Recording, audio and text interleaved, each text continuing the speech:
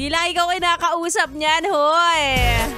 Alam ko na nakakaganda at nakakataas ng, ng confidence. Pero, lagi mong tatandaan yung mga yan, hindi nako kontento yan.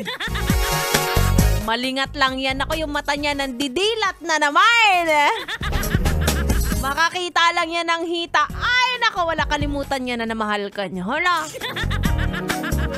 May mga nagre-react. Alam ko may mga lalaki na nakikinig ngayon na hindi lahat, Ganda Wanda, hindi lahat.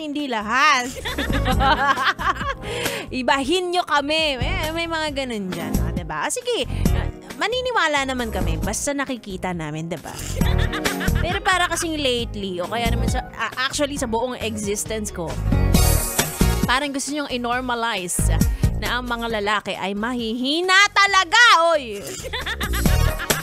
Huwag kayong papadala sa temptation. Kailangan maniwala kami na, alam mo yon, kahit pa paano may natitira sa inyong loyal or faithful. Alam nyo ba, sabi nila, ang sikreto daw ng mga lalaking successful ay nakafocus lang sila sa iisang babae. Kaya pansinin ninyo yung mga successful na lalaki. Hindi sila babaero. Mga long-term na successful, yung talagang magbibigay ng generational wealth. Ayan. Grabe nila i-admire ang kanilang asawa. Di mo kaya yon. Labasan, baka babaero mo. Pinapasa mo pa, sasabihin mo pa, ay, hindi. Lahat ng lalaki, pare-pareho lang kami. Nandamay. Huwag niya i-normalize. Para hindi natatakot ang mga babae na jumowa, diba? Lalo na ngayon, na bare months na. Umpisa na naman ng paghahanap ng jowa. For sure, nasa dating app ka na naman. Ay, ako.